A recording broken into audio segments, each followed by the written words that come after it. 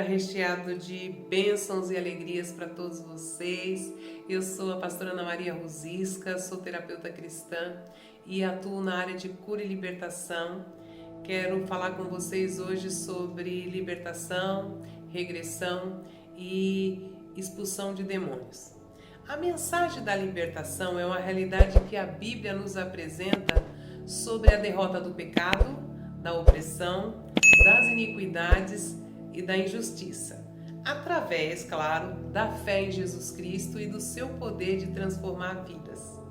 A libertação é um dos pilares do ministério terreno de Jesus Cristo e nós podemos ver isso lá em Isaías capítulo 61, verso 1, eu vou ler para vocês. O Espírito do Senhor está sobre mim, porque o Senhor me ungiu para pregar boas novas aos quebrantados, enviou-me a curar os quebrantados de coração, a proclamar libertação dos cativos e pôr em liberdade os algemados.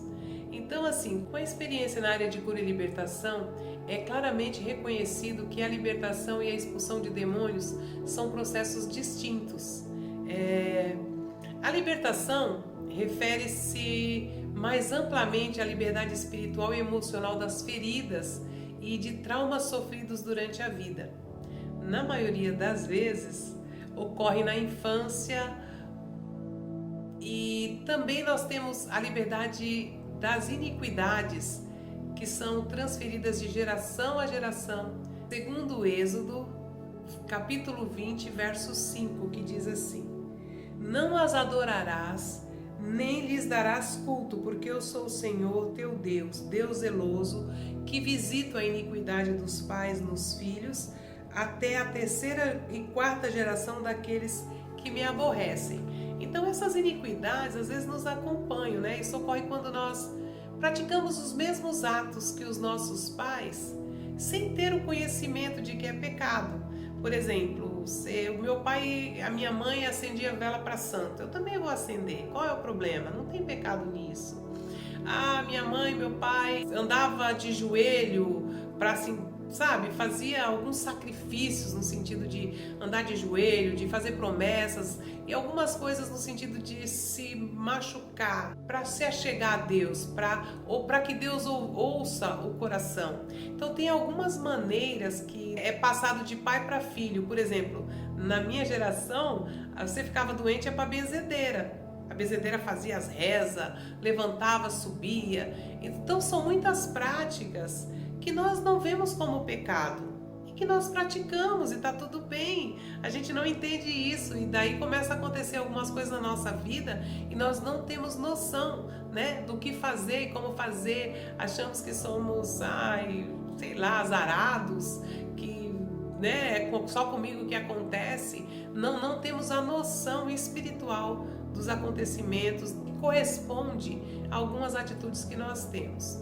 A expulsão de demônios é mais específica e envolve a remoção temporária ou permanente, né, de influências demoníacas e malignas de uma pessoa ou de um lugar. Por que eu falo permanente ou temporário? Depende do comportamento dessa pessoa depois da expulsão, depois que ela fica livre dos demônios, né?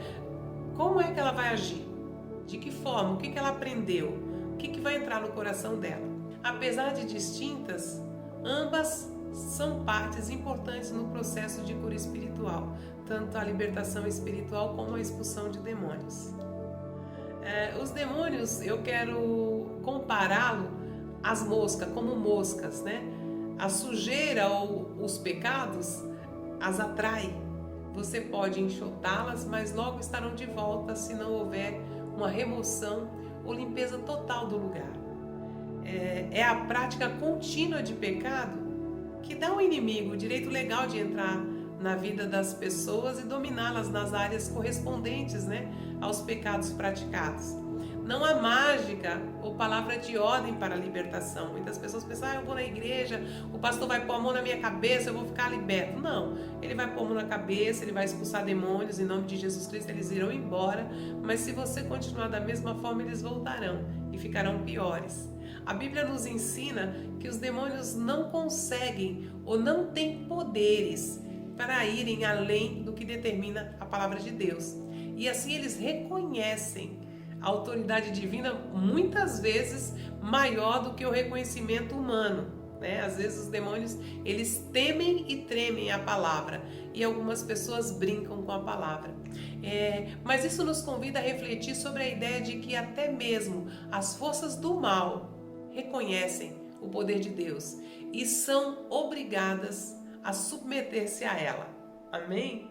No entanto, é importante discernir e interpretar essas informações com muito cuidado, considerando o contexto e a integridade espiritual de cada pessoa que você vai trabalhar, de cada pessoa que você vai fazer o processo, cuidar da pessoa, libertar a pessoa. Muitas pessoas tendem a ignorar ou subestimar as implicações espirituais em várias situações da sua vida, incluindo problemas como vício, relacionamentos disfuncionais e olha, em alguns casos, até as doenças mentais têm relação com demônios. Nós sabemos que a maioria das vezes, esses problemas têm razões profundas no plano espiritual, além do físico e emocional. Reconhecer e abordar estas dimensões espirituais são fundamentais para a verdadeira cura e libertação. Mas vamos falar um pouquinho agora sobre regressão. Por que falar um pouquinho? Eu vou explicar para vocês. Quando o funcionário do banco, os caixas de banco, eles entendem sobre a nota falsa e a nota verdadeira, eles não estudam a falsa, eles vão na verdadeira. O que a nota, a cédula, o dinheiro verdadeiro tem? E eles estudam muito a verdadeira para distinguir as falsas. Então eu vou falar um pouquinho só sobre a questão de regressão, E libertação e regressão são completamente opostas. Nós precisamos ainda deixar bem claro que a verdadeira cura que envolve libertação não está relacionada à regressão. A regressão, ela pode ser entendida como um retrocesso ou retorno a um estado anterior da vida. A libertação implica em avançar para frente, superando limitações e alcançando um estado de maior liberdade. Essa liberdade na busca pela cura genuína. Essa cura é essencial e nós precisamos focar na libertação de padrões negativos, traumas e amarras espirituais que possam está impedindo o crescimento e o bem-estar das nossas vidas, da nossa história, da nossa casa, da nossa família. A regressão é uma técnica que pode envolver recursos do espiritismo, presta atenção, hipnotismo e parapsicologia, com o objetivo de levar as pessoas a reviverem antigos traumas ou experiências passadas.